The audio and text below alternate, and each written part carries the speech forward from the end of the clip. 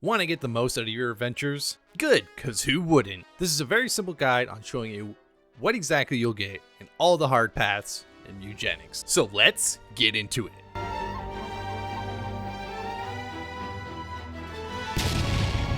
But first, because of a French guy, spoiler warnings for showing you all the different axe maps. Axe maps, can't say that 5 times fast. Anyway, first up we have the alley. Starts off with your standard hard fight, which is much harder than other fights if you didn't know that. Followed up by a rare treasure chest with better loot. Next we have an event. Pretty standard stuff from Tink, just don't choose the old book or he will make fun of you. Then we have yet another hard fight, standard stuff where all the floor is covered in glass and everything dies to being bounced around. Followed up by another random event. And fortunately, after getting this the 6th time, we're actually able to pull out Mom's Knife, which is a rare unlock and achievement. And no, you're not guaranteed to get this. And then we'll be heading to the sewers. After dealing with the Rat King, and only buying one item from Tracy at her shop, you can then go to the hard path, which again is a hard fight, where we tame a daddy shark. You'll then have a choice of a rare chest or a furniture box, which unless you're swimming with furniture, you should always be taking the box. Followed up by another event which we cannot help but inspect, because inspecting green ooze always has good results. Followed up by yet another fight, with another event to follow up. Then you gotta deal with the boss, but doesn't look that hard to me. Moving on to the caves, we deal with the big slime, telling you Tracy to flip off after we get the rare candy, then choosing the hard path to get another fight in. After that, we get a rare treasure chest with a pretty solid item. Just kidding, it's not very good. Followed up by a random event, where apparently drugs are on the floor, so why not scoop those up and use them ourselves? Who doesn't love drugs? Or walls of lumpy flesh to lick. Not surprised by the mutation with that one. Followed up by a second hard fight, which of course is going to happen because that's how all these hard paths work.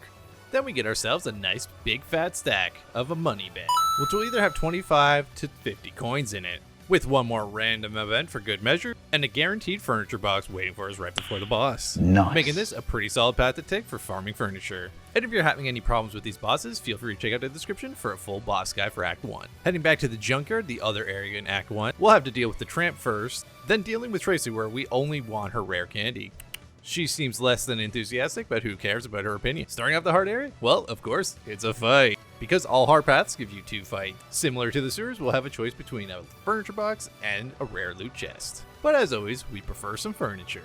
Followed up by yet another event, where something's buried here, but we're passing on that one to go right to another fight. Passing that bad boy up, we're gonna head right to another event.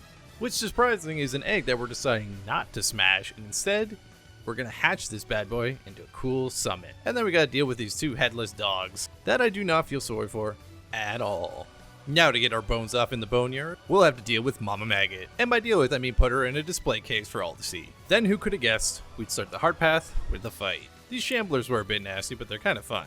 Then we get a nice guaranteed rare loot chest that decided to give us a subpar item. I mean, it is debuff removal, so it's not too bad. Followed into another event where you should definitely avoid entering the hole at all costs. Sounds just like my ex-wife. And surprise, another fight. Watch out for those big ghosts, they do doom. Then we can get some fat stacks with a money bag, which is either going to be 25 or 50 coins. The bigger the stack, the bigger the juice. Followed up by an event that we just decide we're not smart enough for, and a guaranteed furniture box. Very similar to the caves. Don't you mean completely identical? Yeah, let's just not get into that at all. Then you gotta beat Dybbuk, and this might be one of the first things I actually pronounce correctly in this channel. And if anyone's got a problem with that, then I do not care.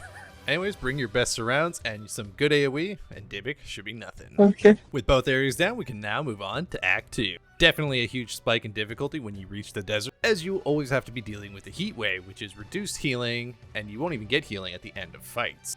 After dealing with the mini-boss and maybe even buying some water from Tracy, you will deal with the standard hard path stuff. 2 fights, rare treasure chest, and 2 events, which all in all is pretty damn good.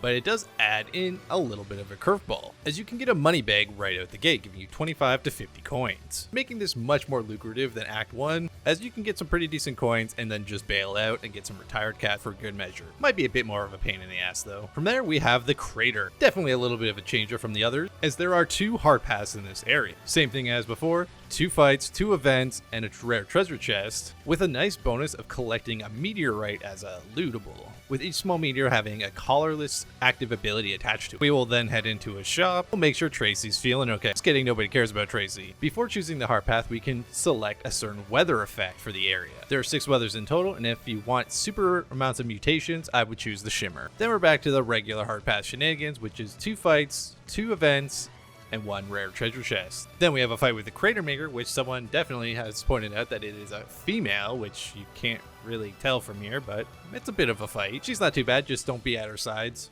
And then we'll move on to the moon. First, you gotta make sure to deal with the abandoned ones, which the only thing that I could recommend is just not being anywhere near them, because they'll hug your cat and injure them exclusively. From there, we'll have our standard 2 fights, treasure chest, and 2 events, with the main difference being a big meteorite. This item will mimic a colorless passive ability, such as this one giving you the ability to use consumables on other units. Then to get home, you'll have to defeat the man in the moon. Definitely quite the fun fight, except when your cat is force-fed into the moon itself. Oh no! Then we're going to head the other way into the bunker, with the standard 2-2 formula for battles and events, but this time you get a choice between the rare treasure chest and a rare furniture box. This is basically a 50-50 between a regular furniture box and getting a rare furniture box. Rare is probably better, right? Then from there we move down to the core, where pretty much is this standard stuff. 2 fights, 1 treasure chest, 2 events, and a money bag to finish it off with. But you will not be disappointed, as this bag is guaranteed to have 100 coins in it, making you able to bring back an extra 150 coins for your troubles. Wow. After beating both acts, we can now move on to the lab. Of course, we have the very much standard hard path. 2 fights, treasure chest, and 2 events, with the main difference here being an ability syringe. It will be a random generated ability, which you can use to give a passive to any cat. Definitely some more interesting choices in this act. Coming back after we clear, we can now go to the Ice Age, with a relatively same path as the other one, but with the ability to choose from either a bone pile or a rare chest. You will receive the glowing bone from looting this bone pile, which will mimic a random active ability, which gave you magic missile, which was pretty sweet that I could use that every single turn.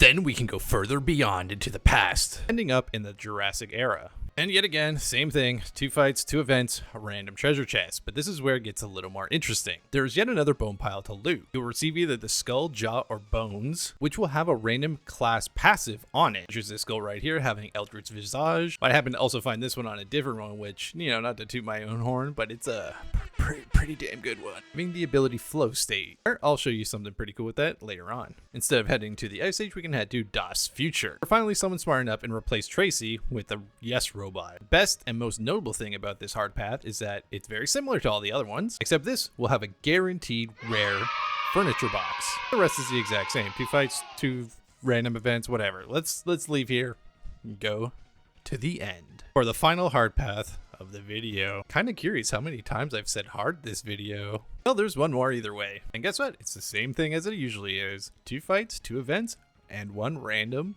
loot box. At least it's better than going the easy way and getting a crappier loot box, but it definitely has one thing that stands out above the rest. That is, right before the boss, you'll find the Radiated Object. This is a weapon that will inflict a random status effect, as well as having a random trinket passive effect, which is this weird bone one that I found that had a stun on it, but it also made my basic attacks inflict rot. And that just does it for my video. Just wanted to show all the different hard paths. Hopefully you found it useful, and thanks for watching, and I'll catch you on the next one.